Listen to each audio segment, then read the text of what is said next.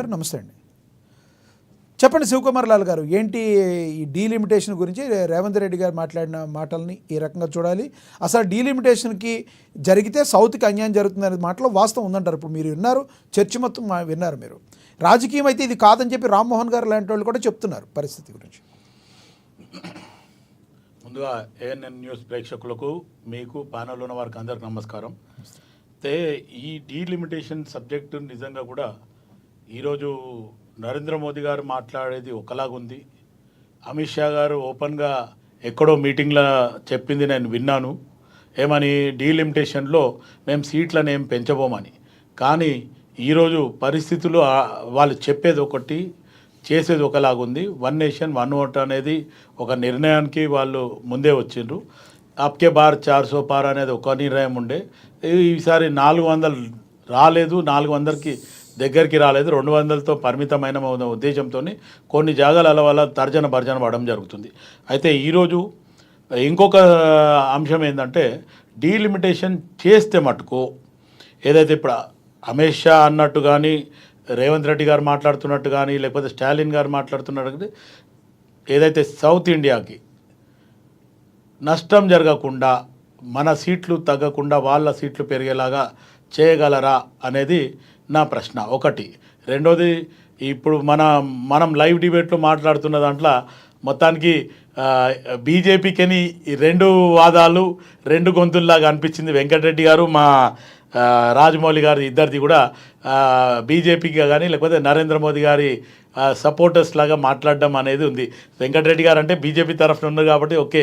ఈరోజు అనలిస్ట్కి వచ్చిన రాజమౌళి గారు కూడా అదే అంటున్నారు. ఎందుకంటే భారతదేశానికి ఆయన ప్రధాని, ఎట్టి పరిస్థితుల్లో ఏ రాష్ట్రానికైనా ఇప్పుడు మా రేవంత్ రెడ్డి గారు కూడా ఏమంటుండ్రు, పెద్దన లాంటి వాడు, ఖచ్చితంగా తమ్ముళ్ళకి ఏమైనా తక్కువ పడిందా ఏమైనా చెప్పాలి అనేది ఓపెన్గా చెప్తుండు. కాబట్టి వీళ్ళకు సమాధానం చెప్పడానికి ఏంది అంటే అది పద్ధతి కాదు. ఖచ్చితంగా ఎవరన్నా ఏదన్నా నిజంగా కూడా అది ప్రజలకు కానీ లేకపోతే రాష్ట్రానికి అన్యాయం జరుగుతుంది అన్నప్పుడు ఖచ్చితంగా దానికి సమాధానం కంపల్సరీ చెప్పాలా.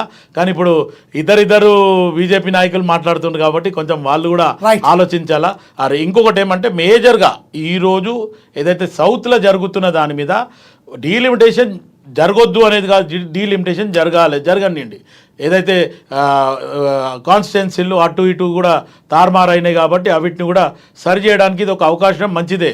కానీ గతంలో ఎట్లా ఉందో అదే చేయాలి తప్ప, ఈరోజు మా దగ్గర పాపులేషన్ ఎక్కువ ఉంది, దానికి మా సీట్లు పెరుగుతాయి, మీ పాపులేషన్ తక్కువ ఉంది, మీ సీట్లు తగ్గుతాయి అనే రకంగా చేస్తే మటుకు బాగుండదు. ఎందుకంటే గతంలో మన దగ్గర 2 లేదా 3 పిల్లలు అనేది ఒక నిబంధన పెట్టిండ్రు.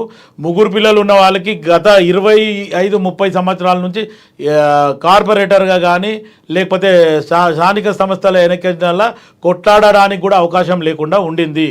దానివల్ల మనోళ్ళు ఆ నియంత్రణ పాటించిండ్రు. ఖచ్చితంగా అప్పుడు ఉమ్మడి రాష్ట్రం ఆంధ్రప్రదేశ్ అయినా, మన సౌత్ ఇండియాలో కేరళ కానీ లేకపోతే కర్ణాటక కానీ ఇటు తమిళనాడు కానీ పాటించడం జరిగింది. ఇప్పుడు నార్త్లో అది పాటించలేదు కాబట్టి వాళ్ళు వీళ్ళలాగా 2-3 కాకుండా ఎక్కువ మంది ఉన్న పర్వాలే అనే రకంగానే ముందు పోయింది. కాబట్టి వాళ్ళ దగ్గర జనాభా ఎక్కువ ఉంటుంది కాబట్టి ఆ జనాభా పరంగా పోతే మటుకు మనకు నష్టం జరుగుతుంది అనేది ఇప్పుడు ఈరోజు ఏదైతే స్టాలిన్ ప్లస్ 4-5 రాష్ట్రాలలో ఏదైతే ముఖ్యమంత్రులు కానీ వాళ్ళు వెళ్ళి మాట్లాడిన దాంట్లో ఈ సబ్జెక్ట్ మటుకు ఖచ్చితంగా వాళ్ళు ప్రతిపాదిస్తారు.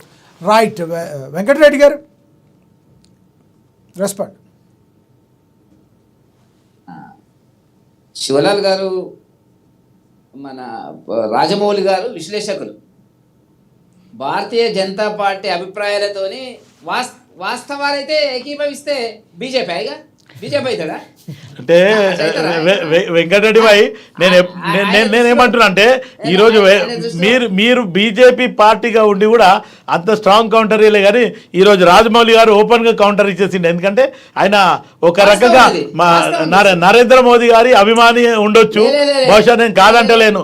కానీ ఈరోజు జరిగే దాంట్లో సమాధానం ఇవ్వద్దని ఆయన చెప్పకూడదు, ఎందుకంటే సమాధానం ఇవ్వాలా. కానీ జరిగిన దాంట్లో వాస్తవం చెప్పండి. రైట్.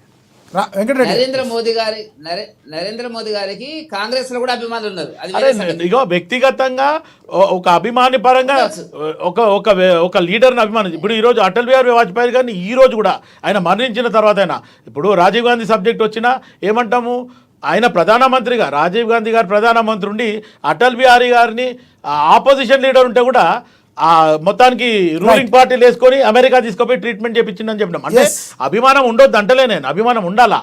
కానీ సబ్జెక్ట్ వచ్చినప్పుడు మన తెలంగాణకు కానీ సౌత్కి కానీ అన్యాయం జరుగుతున్నప్పుడు మటుకు మన లీడర్లు మనల్ని ప్రొటెక్ట్ చేస్తే మాట్లాడాలా. ఇప్పుడు మీది ప్రాంతీయ పార్టీ జాతీయ పార్టీ మొదలు మీరు నేర్చుకోండి. మా జాతీయ పార్టీ పార్టీ కాంగ్రెస్ అయితే- మీ మీ మీ లేదు, పార్టీ జాతీయ పుట్టక ముందే మా పార్టీ. పార్టీ పుట్టింది. నేను మాట్లాడి తర్వాత టైం చెప్పు. మీది ఒకవేళ జాతీయ పార్టీ అయితే జాతీయ విధానం కింద చెప్పండి, ఏం కావాలో చెప్పండి. రేవంత్ రెడ్డి కాదు, మహేష్